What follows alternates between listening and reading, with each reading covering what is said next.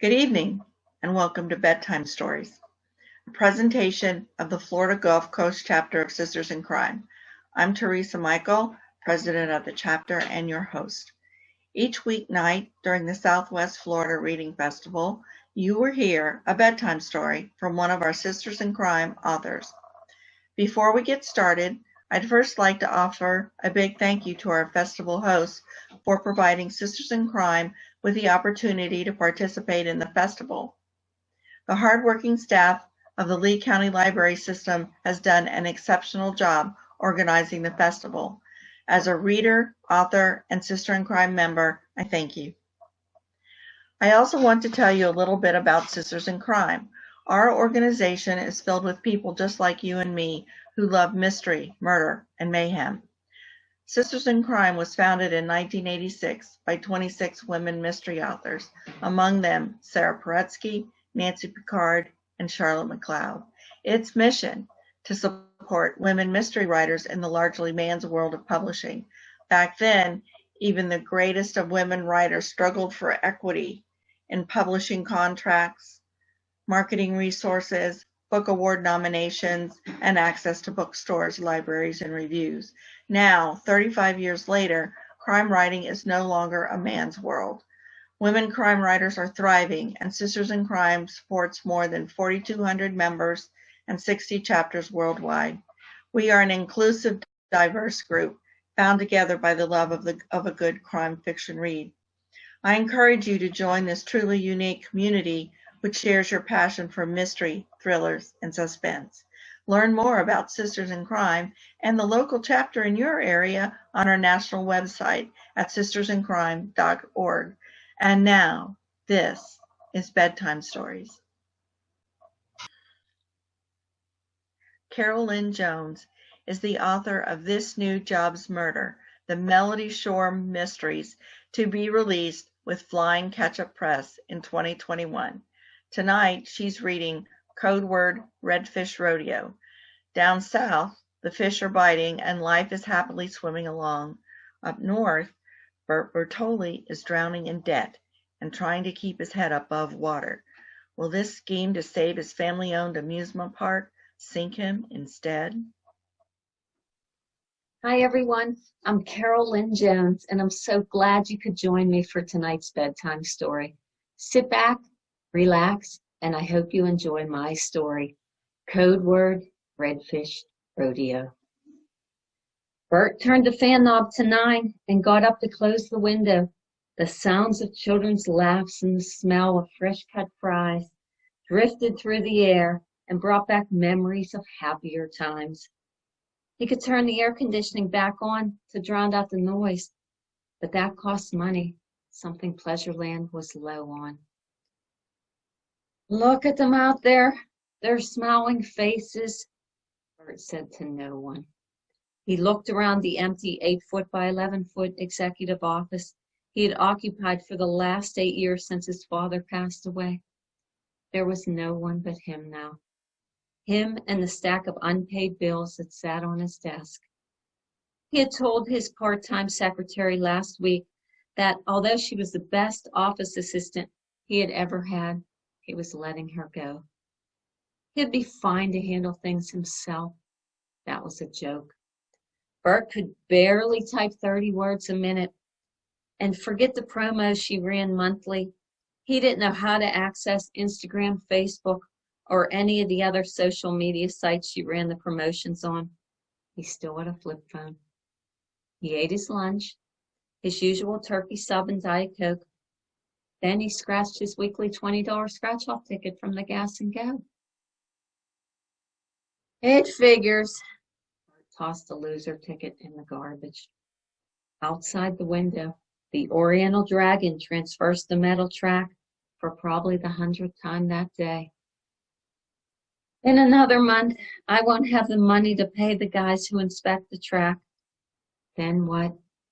Someone might get hurt, or worse yet, killed. All those smiling faces. Well, all but the young kid with his hat pulled down over his face. He reminded Bert of himself at that age, riding the kiddie rides, secretly loving it, but hoping the cute girl he saw in the Devil's Plunge didn't see him ride the Oriental Dragon with his young cousin. He plopped back down in his chair and picked up his framed picture of his parents, himself, and Diana. Diana was smiling in the picture. That was the day Dad and Mom signed the park to us. How did it come to this? We were to run the park together. I should have known. She had never worked a day since we married. She fell out of love. Yeah, right. I did everything to keep this amusement park afloat. Diana, on the other hand, did everything to keep herself afloat and our 18 by 33 foot in-ground infinity pool. No wonder we got such a good price and a free install. A 3-year affair with the pool store owner. She probably screwed the installation team, too. He picked up the phone and called the bank. John, it's Bert over here at Pleasureland.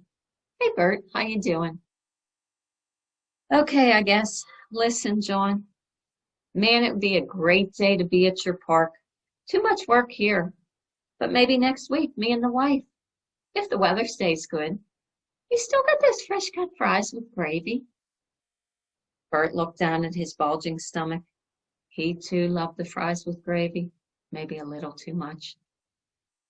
Listen, John, I know you're a busy man, so I'll cut right to the reason for my call. I need to get an increase in my line of credit. The park needs some maintenance and... Bert, I feel like hell telling you this. You're at your limit, and when I pull up your account here, it looks like the office assistant needs to get this month's payment in soon. I can only do so much with a grace period, even for friends, Bert.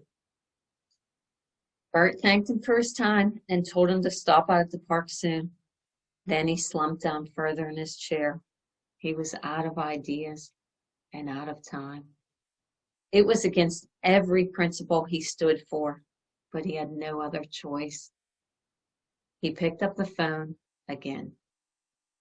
It rang 6 times before someone answered. Yeah? Is this Ralph? Who wants to know? This is Bert Patoli. I got your number a couple years back at a motocross event. And you kept it this long? I have a habit of keeping business cards. Bert spun the old Rolodex on his desk. Truth be told, he doesn't know why he kept the man's card that long. Probably because he was shocked when the guy handed it to him. It was right after his wife left him. Him and his buddy Joe were down at the track, watching the race, and a couple of guys were standing next to them. They all had a few too many. Bert was a talker. Before he knew it, he told the guy about his wife and the amusement park. He still remembered Ralph's words.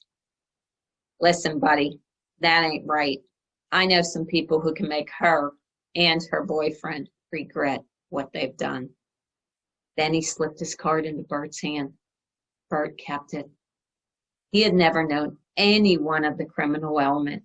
He had never even gotten a speeding ticket. If this guy knew those kind of people, maybe he knew loan sharks too. Bert was desperate.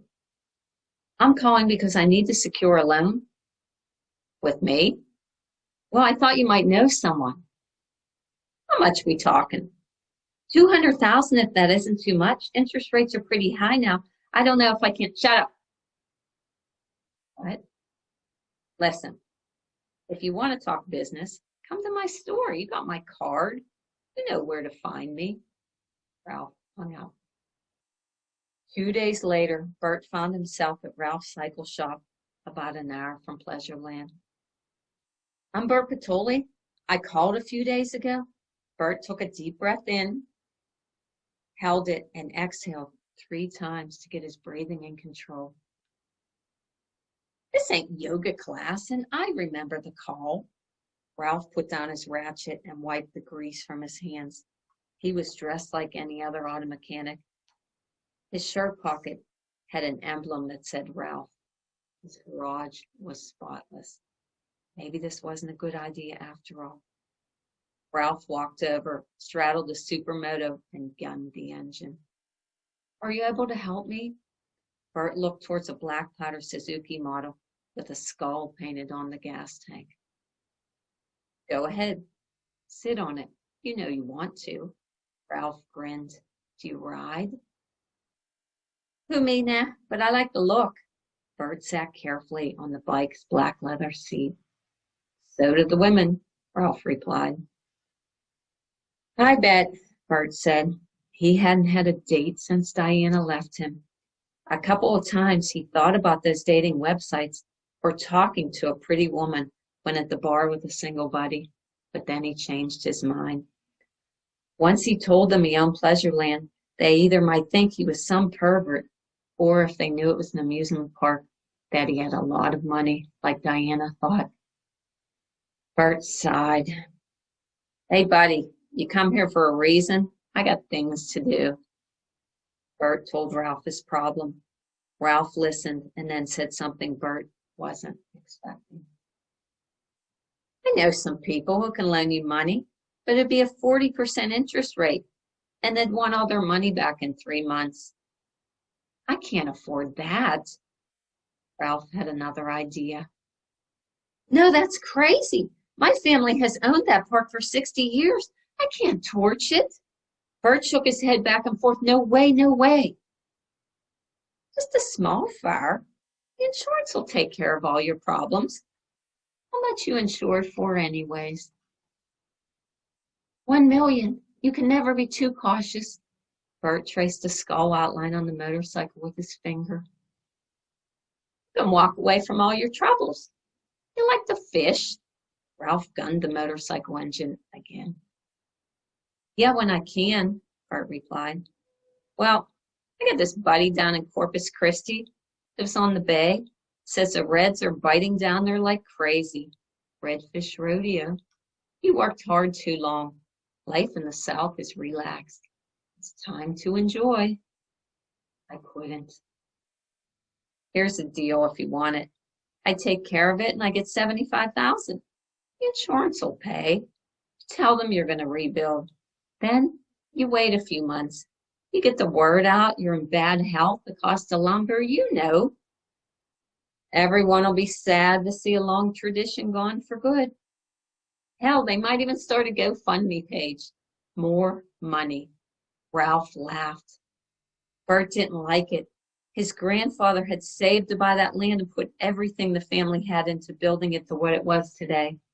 It was only 15 acres, but they had 22 rides, and the towns nearby always supported them. Costs were simply outweighing the income. Small amusement parks weren't the thing anymore. Think about it. You know where to find me. Ralph picked up a Diet Coke and walked out of the garage into the sunshine. 2 weeks later, the rocket Renegade broke in mid-orbit. 10 people were stuck upside down. Bert's mechanics finally got them out after 45 minutes. 2 of the men screamed at him and threatened to sue. Bert went back to his office and called Ralph. It's all the better, said Ralph. If they suspect arson, you got an unhappy patron who will be the prime suspect. Bert began to shiver. It was actually going to happen. His father's, grandfather's, and his life's work being torched for money. You got to promise me no one gets hurt. You don't light up anything until after the park's been shut for over 2 hours. Give everyone time to exit. Not a problem. Now it's going to go down next Friday. And you and I, we don't know each other. And we don't talk until I say so. I'll contact you when I want my money. You get your fishing gear ready. Codeword, Redfish Rodeo. How? The phone went dead. The following Friday, Bert stopped at the Gas and Go on his way to the park, and instead of his usual lunch, he bought a can of ginger ale and a pack of crackers. Ever since he had made the deal with the devil, he tried to act natural, but as the day got closer, he felt physically sick. There was no use sitting in his office all day staring out the window and trying to figure out how to pay the bills. Tomorrow there would be half a park, or maybe no park. He spent the morning walking around, talking to the employees. Everyone was so friendly and seemed to enjoy their job. He hated himself for even thinking about burning it for insurance money. He went back to his office and called Ralph. 22 times he called Ralph. No answer. Bert guzzled the warm ginger ale. The carbonation made him burp. He opened the crackers and scratched his lottery ticket. He couldn't believe it. He had won. Not just his $20 back. No, Bert won the jackpot, $250,000. He jumped in his pickup and drove to Ralph's cycle shop. It was closed. Bert broke the speed limit by 20 miles an hour the entire way back to Pleasureland. When he turned onto Route 20, he heard sirens. Probably an accident. I better slow down. He was 5 minutes from the park when his phone rang. Hello? Tears rolled down Bert's face. Is this Bert Patoli? Yes. Please tell me it's not too late. I've changed my mind. Mr. Patoli, this is Lieutenant Green. Your park is burning. Bert pulled the car onto the rim of the road, got out, and vomited. I hope you enjoyed tonight's bedtime story, and I hope you enjoy the rest of the festival. Thank you, Carol. Tomorrow, Bridges Del Ponte will read Claire de Lune. Good night.